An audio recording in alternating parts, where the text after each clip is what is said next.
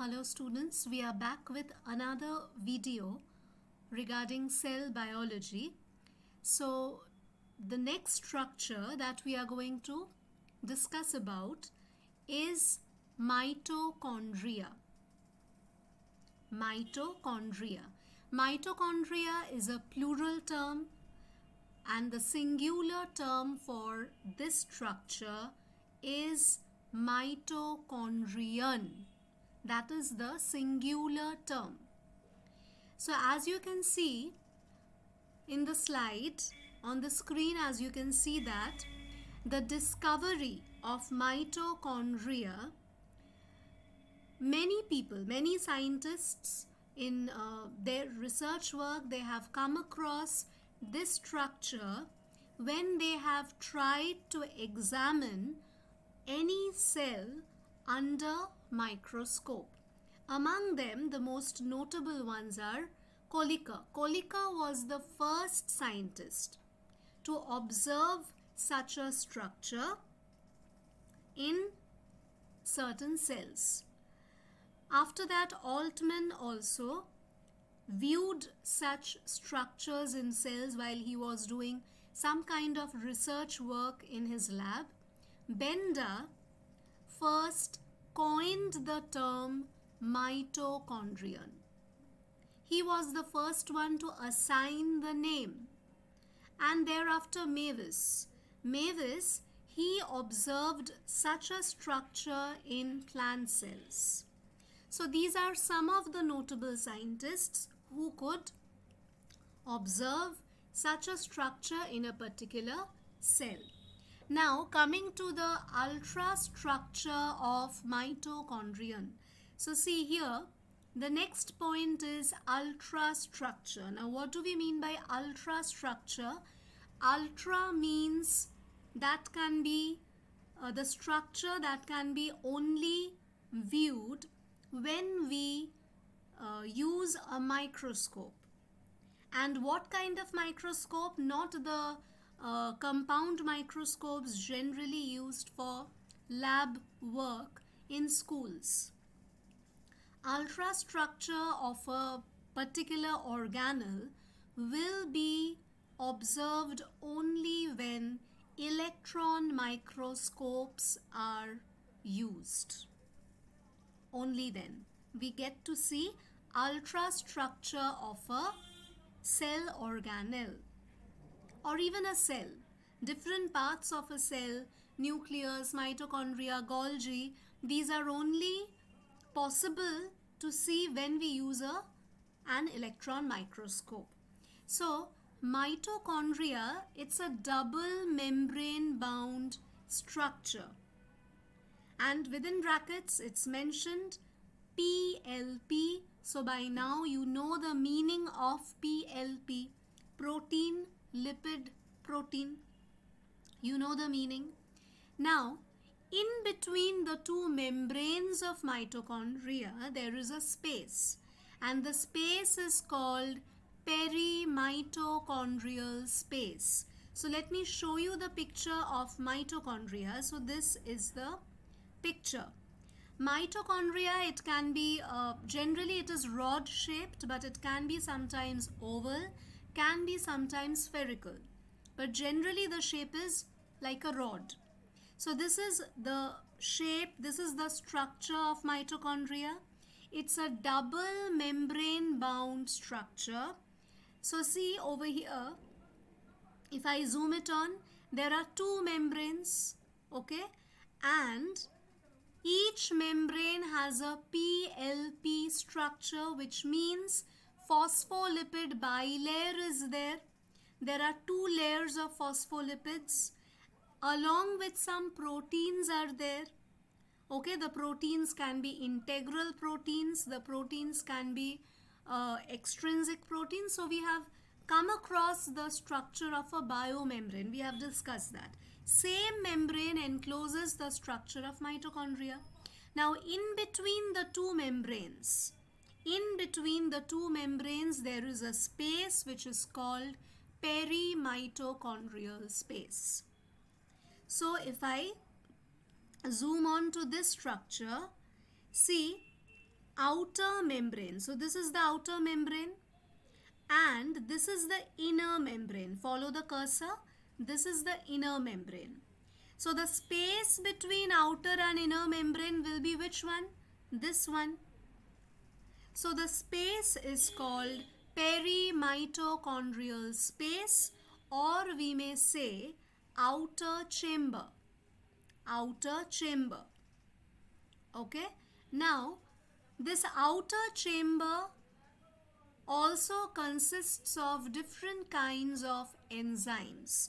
What kind of enzymes? If I go back to the slide, you can see that outer chamber contains enzymes for oxidation of NADH, cytochrome. Now what are these? NADH is an energy containing energy rich compound and it is required during the process of respiration that takes place within a cell. NADH. Cytochrome, it's a protein. Okay, it's an iron containing protein, and the cytochrome, it is also useful in the process of respiration, because when you will study the chapter of respiration, you will find that cytochrome acts as electron carriers. So cytochrome also gets oxidized and the enzymes responsible for oxidation are present in the outer chamber of mitochondria. Okay, so over here you see it's written, see over here, outer chamber, NAD is attached to it, then CYTB, CYTC1, these are all cytochrome proteins. So these are all attached to the outer chamber, present in the outer chamber, so that they can be oxidized during respiration. Coming to inner chamber. Inner chamber. Now the inner chamber, it is thrown into certain projections. The inner chamber, it invaginates. If I show you this particular feature, these are the invaginations of the inner membrane. Inner membrane invaginations. And as the inner membrane invaginates, what happens is the inner chamber. What is inner chamber? Inner chamber is the space which is enclosed by the inner mitochondrial membrane. So the inner chamber gets compartmentalized. It gets compartmentalized, and how does it get compartmentalized? Due to the finger-like projections. So each such projection is called crista. What is it called? Crista. Together, many crista will form cristae. Crista is the singular form, cristae plural form. So inner membrane, it invaginates to form cristae. Okay. What is so special about cristae? So if I project on this part of the diagram or the figure, you see cristae have got certain tennis racket-like structures. Tennis racket-like structure, like this one can be a tennis racket-like structure. This one can be another tennis racket-like structure. This is another tennis racket-like structure. So each such tennis racket-like structure is called elementary particles. They are called elementary particles or oxysomes or F1 particles. F1 particles. I'll just show you the slide once more. Cristae have elementary particles or oxysomes or F1 particles. What is so special about them? Now, these elementary particles, F1 particles, basically they contain enzymes that catalyze terminal respiration. So see, it's written over here. F1 particles are responsible for terminal respiration. What is terminal respiration? Aerobic respiration takes place in 3 steps: glycolysis, Krebs cycle, and then terminal respiration. So terminal means end.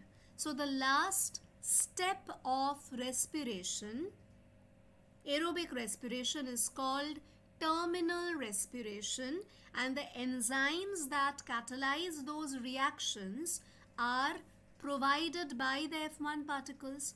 Again, if I go back to that picture, you see the F1 particles, they are associated with ATP, which means F1 particles, they can act as an enzyme which is called ATP synthetase. ATP synthetase. Why such a name? Synthetase means it will help in the synthesis of ATP. That is why such a name, ATP synthetase. In fact, F1 particle itself acts as this enzyme. F1 particle itself acts as this enzyme, ATP synthetase. And that is why, as a result of respiration, ATP molecules are formed. ATP molecules are formed. Okay? So these are the main functions of F1 particles. I told you tennis racket-like structures. I'll just, for once, I'll show you how do they look like. Suppose if I draw over here,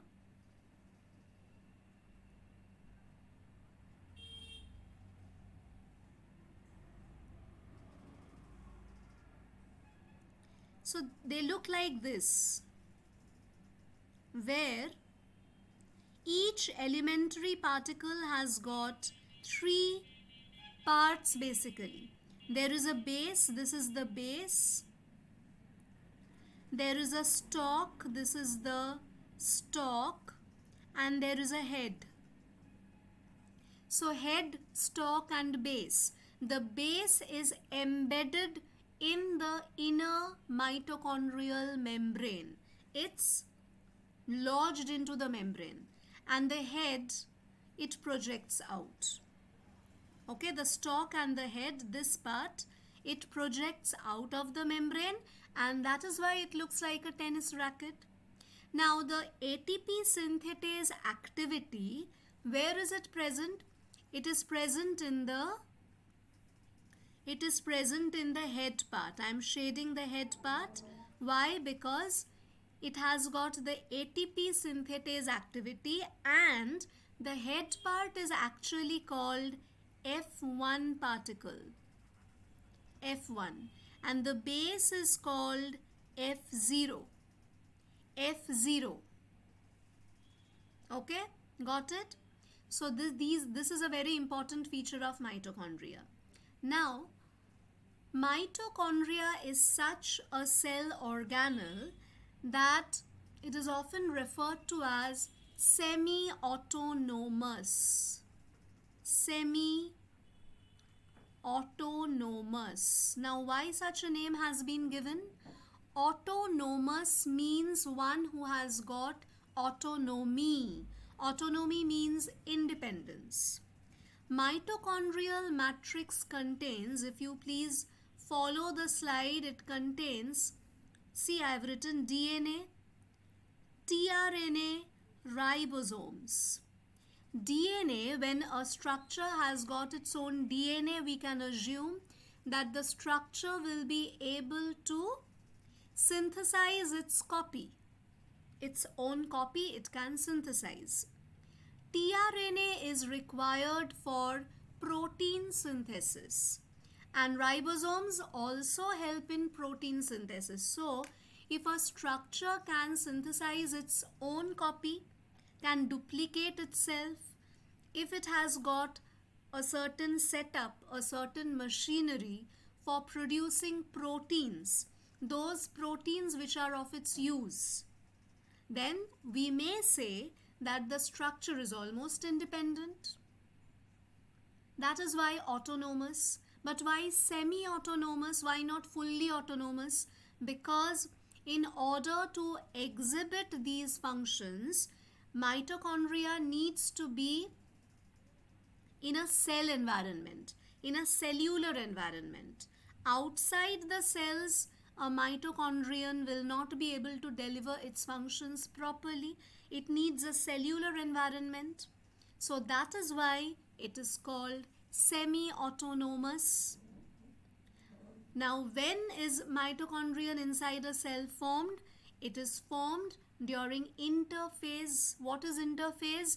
It is the time gap between two cell divisions. So during that time gap, new mitochondria are formed, especially in the second growth phase of interphase, G2 phase. Then generally mitochondria are formed. Okay, so this is all about mitochondria. Mitochondria will be present in all cells, both plants, animals. In any eukaryotic cell, we will find mitochondria, because any eukaryotic cell will require energy to perform function, but the number may vary. Suppose number of mitochondria in say brain, human brain, and the number of mitochondria present in suppose skin cell, will they be same? No. Why? Because the number depends on energy requirement of the cell. The brain is composed of neurons and neuroglial cells. Neurons and neuroglial cells, both of them are present in brain, and we must consider this fact that brain utilizes 20% of the oxygen required by the entire body. 20% of oxygen requirement is by the brain. Brain requires that. Why? Because brain requires lots of energy. It controls the entire body. It controls all the functions. So energy requirement is high. Definitely mitochondrial number will be maximum or will be higher side, on the higher side in brain cells. Suppose kidney. Kidney has to perform osmoregulation all the time, throughout the day. Suppose heart muscles, cardiac muscles, they have to pump blood 24/7. So that's why their energy requirement is very high. So the number of mitochondria very high. But skin cells, they will regenerate after a certain interval of time.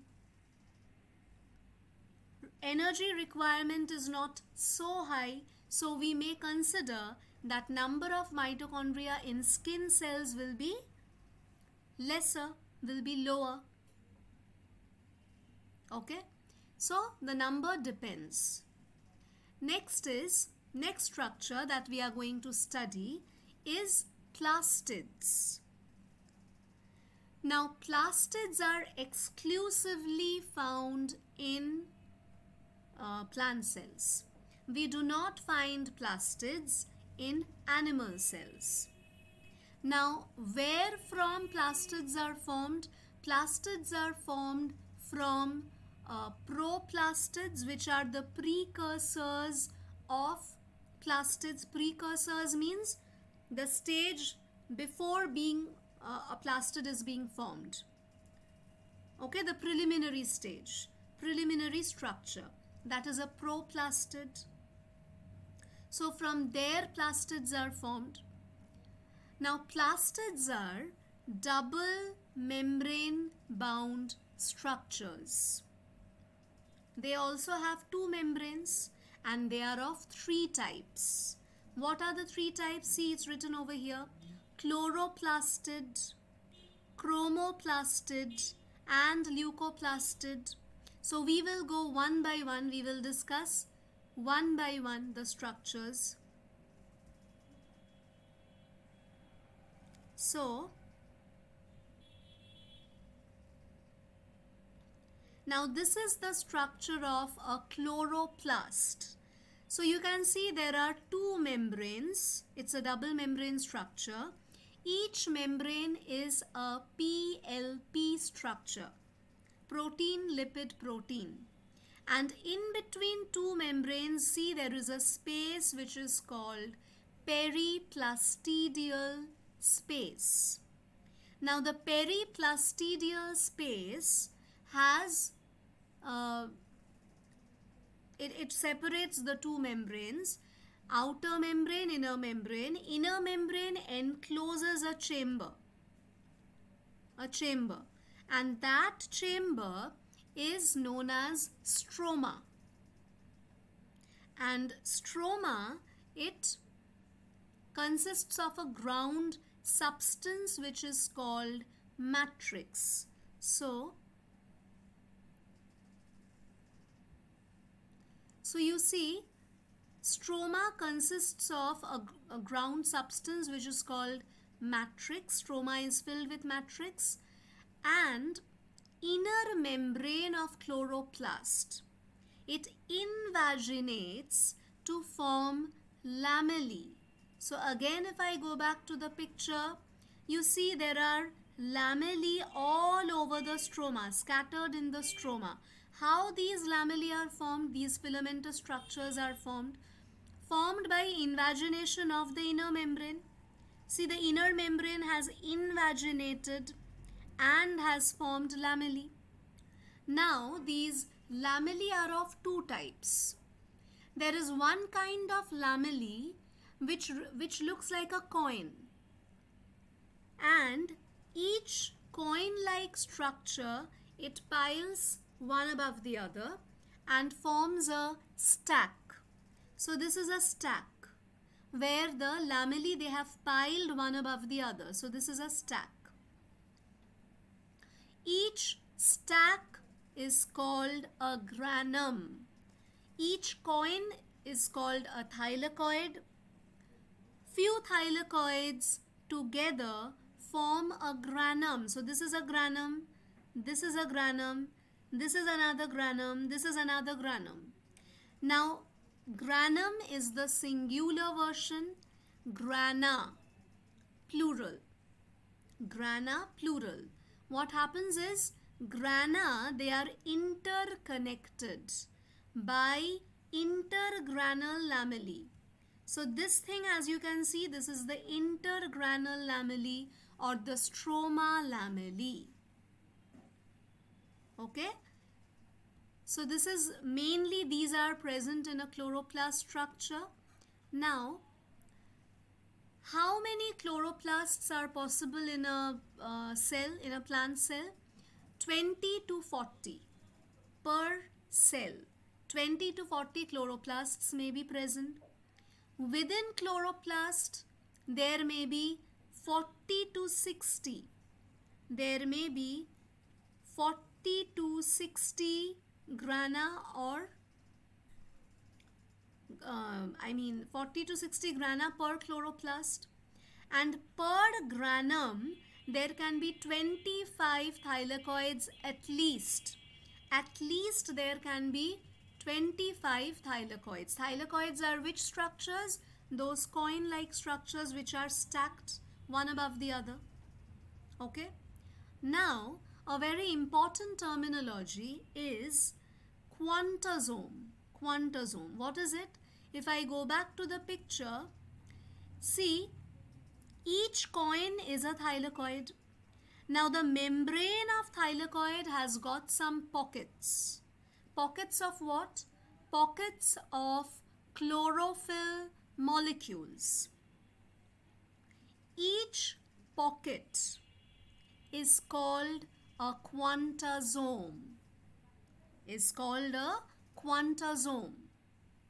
And each quantosome will have 200 to 300 chlorophyll molecules. And these 200-300 chlorophyll molecules, what will they do? They will absorb photon. Photon is the unit of light. So they will absorb photon for photosynthesis. So if I go back to the slide, quantosome, photosynthetic unit. It is also called a photosynthetic unit, which absorbs 1 mole quantum of light. 1 mole quantum of light is absorbed by one quantosome, and each quantosome has got 200 to 300 chlorophyll molecules. Okay, so this is the basic structure of chloroplast. Now, chloroplasts are also called semi-autonomous. Just like mitochondria, chloroplasts are also called semi-autonomous. Why? Because what happens is, chloroplasts, they have their own DNA, plastidial DNA. They have their own ribosomes, with the help of which they can synthesize proteins. Those proteins act as enzymes for photosynthesis. So chloroplast can itself synthesize its own proteins. It has got its own DNA. DNA can make a duplicate copy.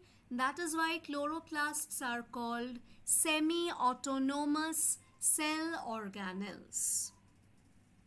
Okay, now sometimes what happens, some chloroplasts, they can change their color. They can change their color. How? Because chlorophyll molecule undergoes a modification and gives rise to some new pigments like lycopene, and then a chloroplast becomes a chromoplast. So see over here, I have written chromoplastid. How is a chromoplastid formed? It is formed from a chloroplast. Once it was chloroplast, the chlorophyll molecules, they underwent some kind of change and formed colored pigments. Now these pigments, they give color to flowers. That's why flowers are colored. And this color attracts pollinating agents. Now these pigments also impart color to the fruits, due to which also insects come for pollination. When a fruit ripens, then also it turns from green, it becomes some other color. Suppose green tomato becoming a red tomato. How is it possible? Because the chlorophyll of green tomato present in the skin of the tomato, the chlorophyll pigment, it undergoes a change and becomes lycopene, which gives the red color to the red tomato. So when a fruit ripens, chloroplasts get converted to chromoplasts. Okay, and I would show you a picture of chromoplast just once, so it will be easier for you to relate. This is a structure of chromoplast. Here also see, there are thylakoids, there are lamellae, but the difference is, in case of a chloroplast, the thylakoids are stacked one above the other. In case of a chromoplast, they are, scattered all over the matrix. All over the matrix, they are scattered. There is no definite pattern. So this is a difference in the structure between a chloroplast and a chromoplast. This is the structure of a chromoplast. Okay? And there is a third type of plastid, and that is, see over here, leukoplastid. Why the name leuko? Leuko comes from the word leukos. Leukos means colorless. Leukos means white. Plastid comes from the word plastos. Plastos means formation, or something is being formed. So leukoplastid. These are colorless plastids and their main function will be to store food. That is their main function. And what kind of food they store? Accordingly, there are 3 types of leukoplastids. If I write down, there are 3 kinds. What are the 3 kinds?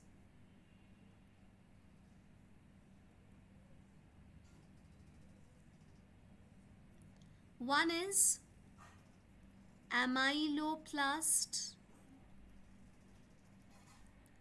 Okay, the other one is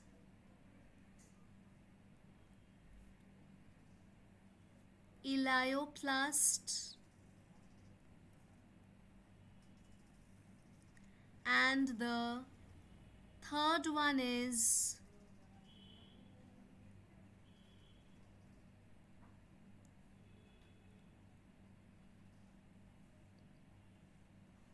amyloplast, then comes elioplast, and there is another kind of leukoplastid, and that is called, I would like to tell you, I'm writing here, proteinoplast. Proteinoplast.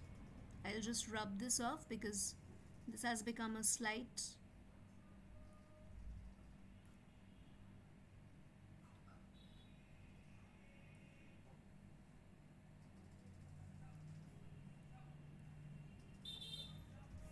Now, each of them has got a function. Amyloplast will store starch, carbohydrates. Elioplasts will store oils, lipids, fats. And proteinoplasts, the name only suggests, will store proteins. So amyloplast, starch, elioplast, oils or fats or lipids. Proteinoplasts will store proteins. Okay, so this is all about leukoplastids. So with this we come to end of most of the cell organelles. One more is left, and that is important. What is that? See over here I have written centrosome. Centrosome. Now centrosome is being discovered by Boveri in 1888, and generally centrosomes, they originate from pre-existing centrioles in the G2 phase. G2 means second growth phase of interphase. Now a centrosome has got 2 structures, and each of them is called a centriole. Centriole. 2 centrioles together known as diplosome. So you can see over here 2 centrioles, they form a pair, and the pair is called a diplosome. And the diplosome is surrounded by a zone of cytoplasm which is called centrosphere. So diplosome along with centrosphere together form the centrosome. Now the 2 centrioles are at right angles to each other. If one is like this, the other one will be like this. So they are arranged at right angles to one another. Okay? Now, each centriole, the wall of the centriole has got a cartwheel structure. Very important terminology. See over here. Cartwheel structure. You know what is a cartwheel. Okay? Why a cartwheel structure? That we are going to discuss. If I show you the picture, cartwheel structure. Okay, now let me go back to this slide, and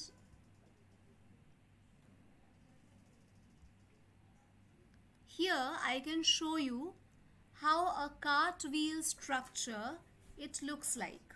I'll show you that. What happens is, in case of a centrosome, there is, I'm drawing over here, there is a central hub. Okay? And from the central hub,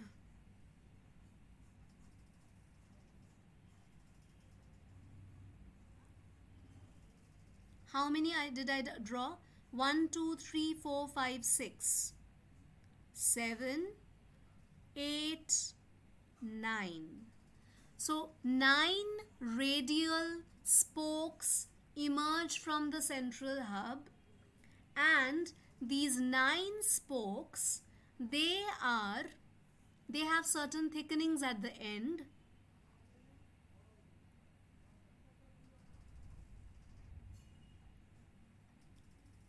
Certain thickenings are there. Okay, now if I join, since I'm drawing freehand, definitely it will not look like a printed picture.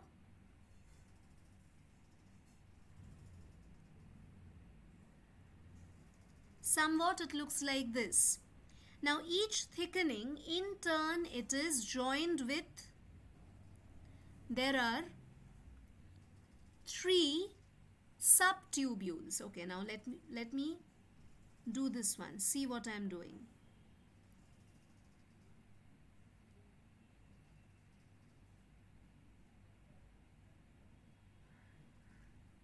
Okay.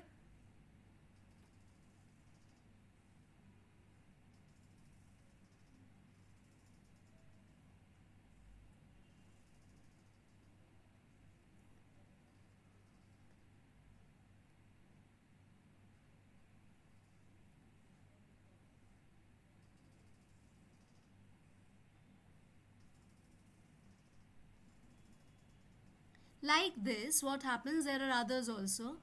It will form a cartwheel structure. What am I drawing basically? I am drawing microtubules. So basically I am drawing microtubules. Now see, how many did I draw? This is one complex. So this is one microtubule, okay?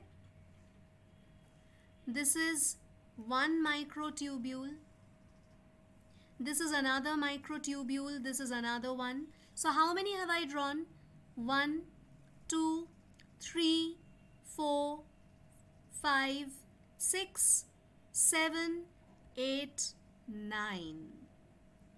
So 9 microtubules constitute the wall of centriole, and each microtubule is a triplet. So let me write down.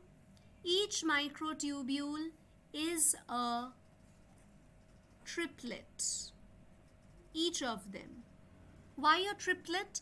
Because each of them is made up of 3 subtubules. 3 subtubules. What are the 3 subtubules? A, B, C. First one, which is a full circle, is A. Second one, half circle, B. Third one, C. Similarly over here, this will be C, this will be B, this will be A. So A is a full circle, B and C are half circles. Now what happens is, A of one triplet, okay, A of one triplet gets connected to the C of the adjacent microtubule. A of this one, this triplet gets connected to C of the next triplet. Similarly, A over here, there will be a connection.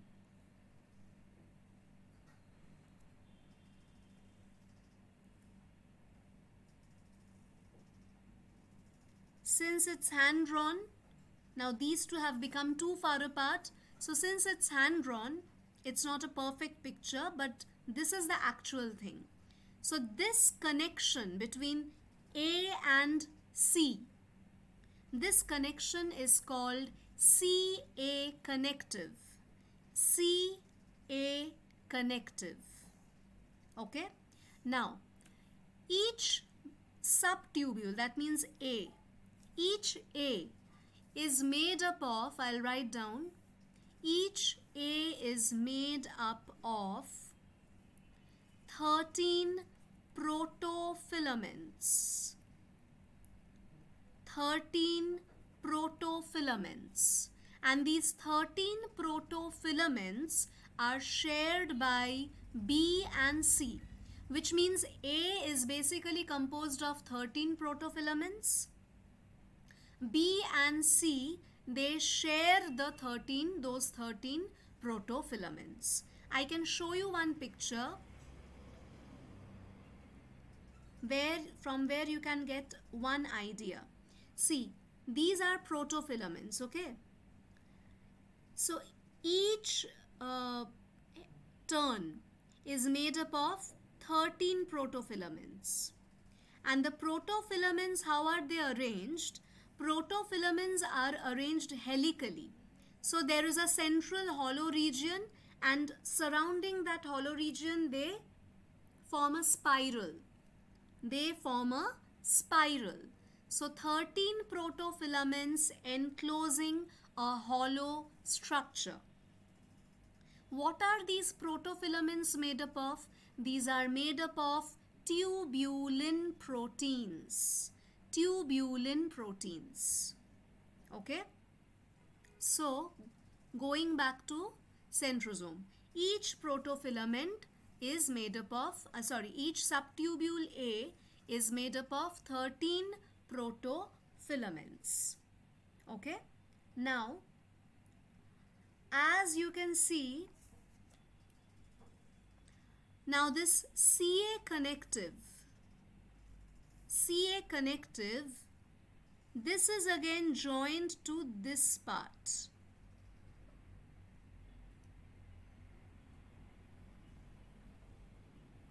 Like this. And over here, there is a thickening. There is a thickening.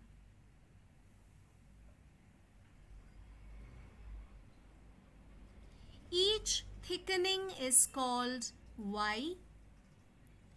The green one is called Y. So the thickening which connects CA connective to this line is called Y, and the thickening which connects the central hub to the subtubules, that means the red one, is called X.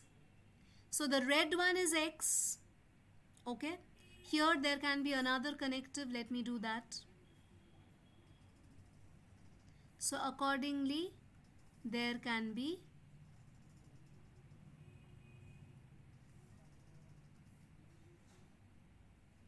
so this is Y. So XY, XY, again this one can be, I can write X over here. Okay, this is Y. I can write Y over here. So X and Y alternate with each other. These are nothing but these are thickenings. Now what are these centrosome meant for? What is their main function? Their main function is to form spindle fibers during cell division. Spindle fibers attach chromosomes to at their centromeres. Keep the chromosomes aligned in a definite fashion during cell division. So those spindle fibers are basically formed from centrosome. If I go back to the previous one, here you will see the function of a centrosome is formation of spindle, formation of cilia and flagella, because cilia and flagella have the same structure, and tail of spermatozoon. What is a spermatozoon? A spermatozoon is nothing but a sperm. We know sperms are motile, which means they can move. How they can move? Because they have a tail. And the tail is made up of axoneme. Axoneme is basically formed from centrioles. So axoneme of tail of spermatozoon is formed from centrioles. Okay, so this is all about centrioles. Centrosome, exclusively present in animal cell. Centrosomes cannot be found in plant cells. Let me tell you one more thing. How many microtubules are there? How many have I drawn? So I have drawn almost, not almost, I have drawn 9 microtubules, and each microtubule is a triplet because it is formed of 3 subtubules. So such an arrangement is called 9 plus 3 arrangement. Okay, 9 microtubules, each microtubule formed of 3 subtubules. So 9 plus 3 arrangement we can say. Okay, now based on this structure, same structure, we have another structure, rather 2 more structures, which are, I would like to show you. This is structure of a cilium. So cilia, flagella, what are these? These are locomotory organs of certain organisms. Like paramecium, it has got cilia all over its surface. Then certain bacteria, they have flagella. These are locomotory organs. Now whether it is cilia, whether it is flagella, their composition, their structure matches with that of centrosome. Why? Because they are also formed of microtubules. So you see over here, this is basically a cilium, which is extending, which is projecting from cell membrane. It is a cilium, and each cilium has got 2 central microtubules. Surrounding the 2 central microtubules, there are 9 microtubules. So this thing has been shown in an expanded version like this. Central microtubule surrounded by 9 microtubules.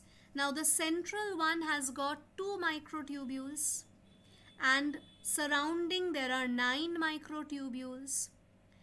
Each of these 9 microtubules is a doublet.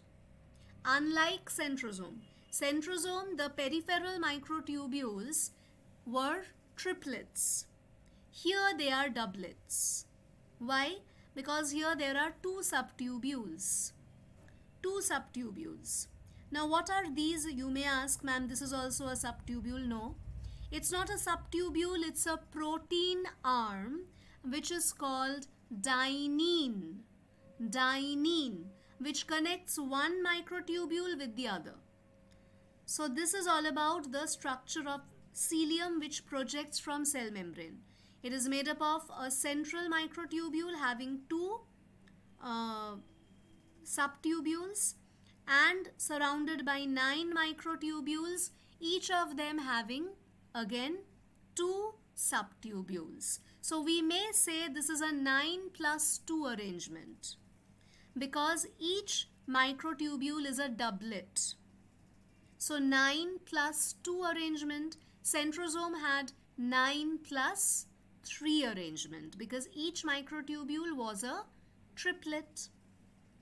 Now cilium, it must be emanating or it must be emerging from something. So it is lodged into the cell membrane. Now the part which is embedded in the cell membrane is called basal body. Basal body. Now the basal body has got two rootlets. Basically, rootlets serve as anchors. Anchors which keeps the cilium grounded or anchored to the cell. And the rootlet or the basal body, it is actually again made up of microtubules, but this time you see a central hub is not so much prominent.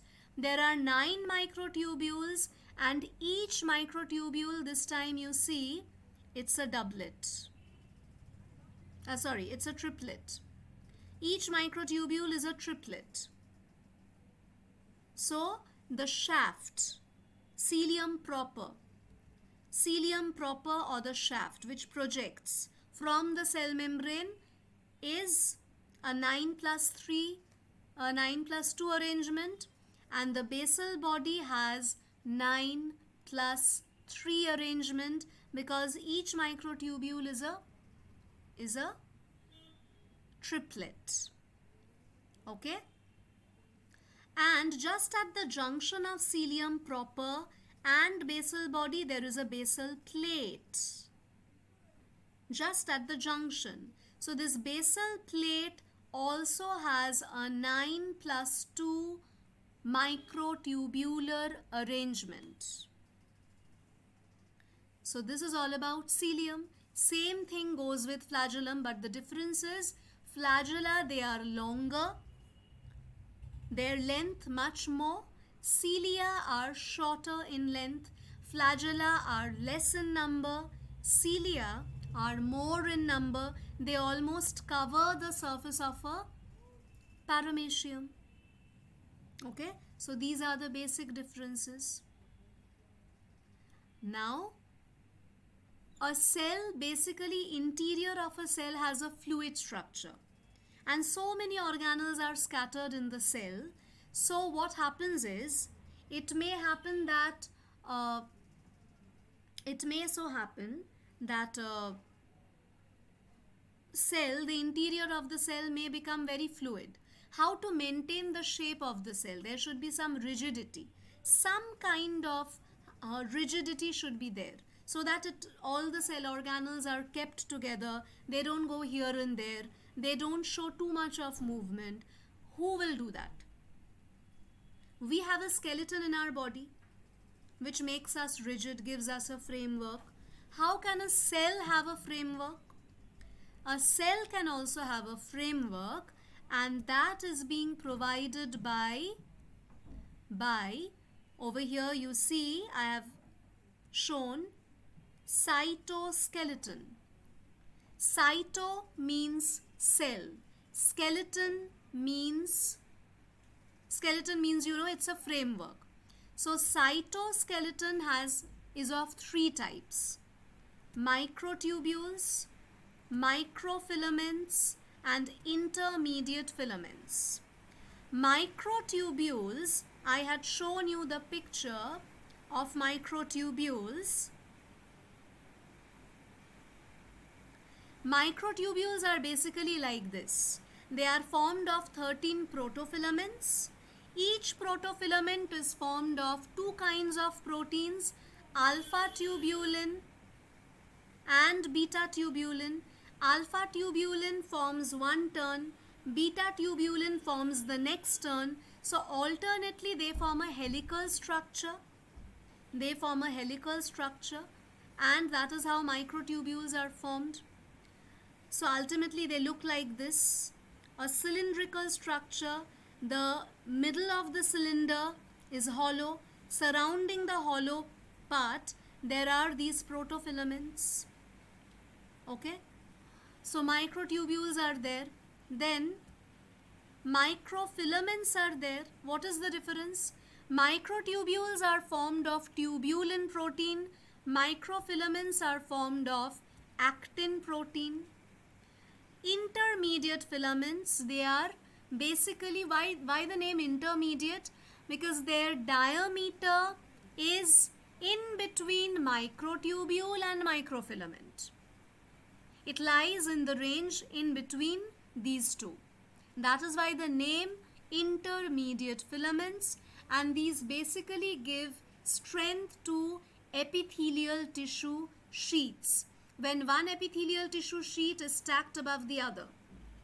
Okay? In case of a stratified epithelium, transitional epithelium, the epithelial sheets are kept together due to or by the presence of these intermediate filaments. Okay? Whatever be, whether it's microtubule, whether it's microfilament, whether it's intermediate filament, all of them are formed of proteins which impart certain kind of rigidity to the cell, gives framework to the cell, and that is why together collectively they are called cytoskeleton. Okay, so with this we come to the end of discussion of cell biology. I hope I could make things clear to you. If any part is not that much clear to you, you can definitely communicate in the comment section. Okay, so next video will be on something else. For today, I'll sign off. I hope you enjoyed the video. Thank you, everyone.